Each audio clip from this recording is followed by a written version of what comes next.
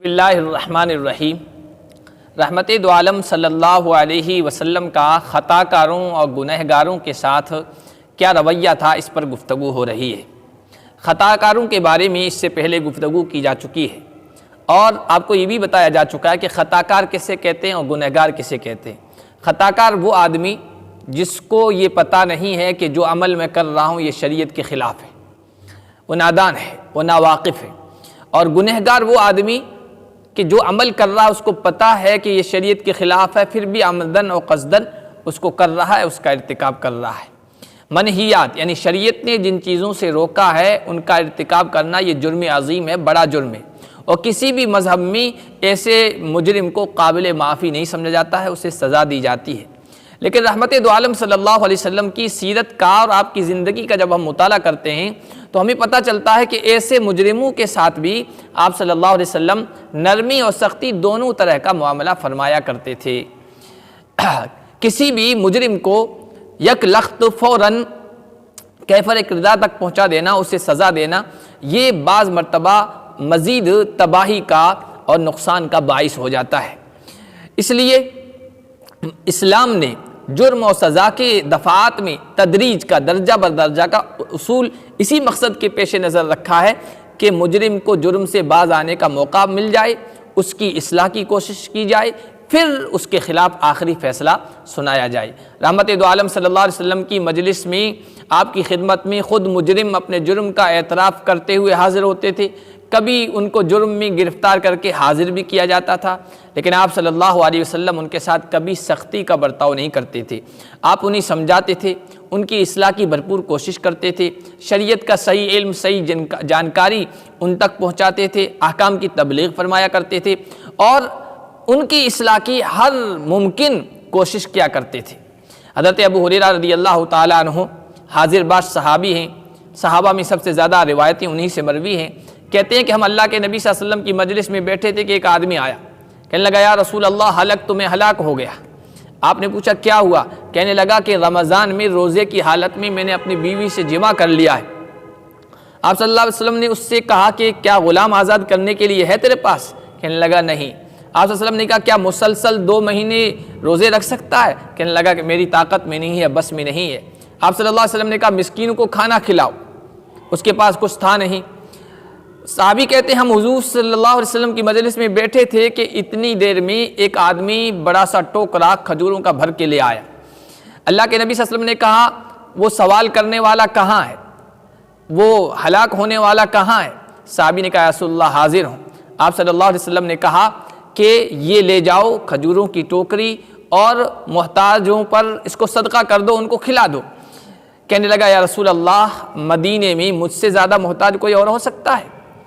جب انہوں نے ان صحابی نے یہ بات کہی، اللہ کے نبی صلی اللہ علیہ وسلم ہنس پڑے، مسکرائے، یہاں تک کہ آپ کے دندان مبارک ظاہر ہو گئے۔ تو آپ صلی اللہ علیہ وسلم نے کہا اس کو لے جاؤ، خود کھاؤ، اپنے گھر والوں کو کھلاؤ۔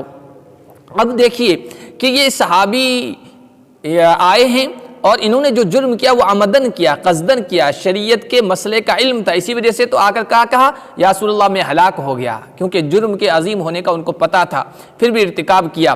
لیکن اللہ کے نبی صلی اللہ علیہ وسلم اس پر ناراض نہیں ہوئے، اس کو کفارے بتائے کہ یہ کفارہ ادا کرو، اور جب اس نے اپنی عاجزی و بے بسی ظاہر کر دی تو اللہ کے نبی صلی اللہ علیہ وسلم نے اس کے لیے آسانیاں فراہم کی اور کہا کہ یہ کھجور لے جاؤ، خود کھاؤ، خود پر استعمال کرو، گھر والوں کے کھانے کا بھی انتظام کر دیا۔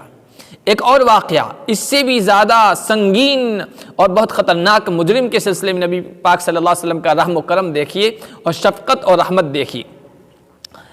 موقع تھا مکہ فتح کرنے کا، مکہ فتح کرنے کے لیے جنگی تیاریاں جاری ہے اور اسلامی لشکر جنگی تیاریوں میں مصروف ہے اور ہتھیار جمع کیے جا رہے ہیں، ذہن سازی کی جا رہی ہے۔ جنگی تیاریوں کے بارے میں جنگ کا اصول یہ ہے کہ دشمن کو پتہ نہیں چلنا چاہیے، نہ اپنے لشکر کی تعداد کا، مجاہدین کی تعداد کا، نہ ہتھیاروں کی اور اسلحہ کی کیفیت کا۔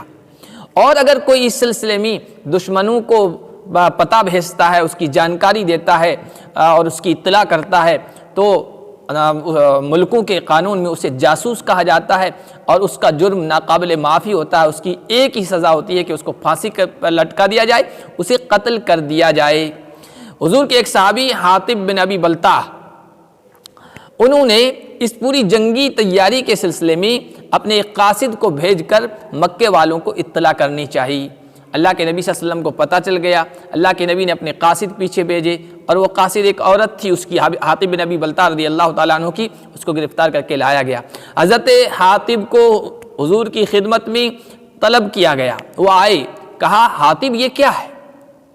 اللہ کے نبی صلی اللہ علیہ وسلم نے پوچھا، حضرت حاطب کہنے لگے یا رسول اللہ مجھ سے غلطی ہو گئی، دراصل بات یہ ہے کہ جتنے بھی مہاجرین ہجرت کر کے آئے ہیں مکہ میں ان کے خونی رشتہ دار ہیں، ان کے گھر والوں کی وہ حفاظت کر رہے ہیں، ان کے مکان جائیداد کی وہ حفاظت کر رہے ہیں، میں قریش کا آدمی نہیں تھا، باہر سے آ کر قریش کے ساتھ رہنے لگا تھا، اس لیے اس موقع پر میں نے سوچا کہ کوئی ایسی بات، کوئی ایسا احسان مشرکین مکہ قریش پر کر دوں کہ جس کی وجہ سے وہ میرے گھر والوں کی حفاظت کریں، ان کے ساتھ اچھا سلوک کریں، تو میں نے یہ کام کیا۔ یا رسول اللہ نہ میں کافر ہوا ہوں، نہ میں مرتد ہوا ہوں، اور نہ میں نے اسلام قبول کرنے کے بعد کفر پر رضامندی کے طور پر یہ کام کیا ہے، بس غلطی ہو گئی ہے۔ حضرت عمر رضی اللہ تعالیٰ عنہ موجود تھے، کہا یا رسول اللہ مجھے اجازت دیجیے کہ میں اس کی گردن اڑا دوں، لیکن اللہ کے نبی صلی اللہ علیہ وسلم نے کہا نہیں، تمہیں پتہ نہیں کہ حاطب بدری ہیں، بدر میں شریک ہو چکے ہیں، اللہ تعالیٰ نے اہل بدر کے دلوں پر جھانکا اور کہا کہ میں نے تم سب کی مغفرت فرما دی ہے۔ اب دیکھیے حضرت حاطب بن ابی بلتع کا جرم بہت سنگین ہے، اور انہوں نے جو عذر پیش کیا وہ بھی قابل قبول نہیں ہے۔ دنیا کا کوئی حکمراں، کوئی فرما روا ایسے عذر کو قبول نہیں کرتا، اس کی سزا صرف قتل، پھانسی ہے۔ حضرت عمر رضی اللہ تعالیٰ عنہ نے کہا بھی، لیکن اللہ کے نبی صلی اللہ علیہ وسلم نے اس پر زیادہ ناراضگی نہیں جتائی، آپ نے انہیں معاف کر دیا کہ یہ سچ کہہ رہا ہے، قد غفرت، میں نے معاف کر دیا۔ حضرت عمر رضی اللہ تعالیٰ عنہ نے جو مطالبہ کیا وہ حضرت عمر کی عدالت اور صداقت کی دلیل ہے۔ عدل کا تقاضا اس موقع پر یہی ہے کہ جاسوس کو قتل کی سزا دی جائے، یہ عدل کا تقاضا ہے، لیکن رحمت دو عالم صلی اللہ علیہ وسلم کا رویہ یہ بتاتا ہے کہ کسی بھی مجرم کے سابقہ ریکارڈ کو دیکھا جائے، فوراً اس کو سزا نہ دی جائے کہ وہ اہل خیر میں سے یا اہل شر میں سے، اچھے لوگوں میں سے یا برے لوگوں میں سے ہے۔ اگر سابقہ ریکارڈ یہ بتاتا ہے کہ اس کی نیکیاں زیادہ ہیں، اچھائیاں زیادہ ہیں، اچھے کام اس کے زیادہ ہیں، تو پھر اس کے ساتھ رحمت کا پہلو اپنایا جائے۔ عدل بھی بہت بڑا کام ہے، بہت بڑی چیز ہے انصاف کرنا، جو حضرت عمر نے مطالبہ کیا، لیکن رحمت اس سے بھی کئی درجہ بڑھ کر ہے، نبی پاک صلی اللہ علیہ وسلم نے جو اپنائی۔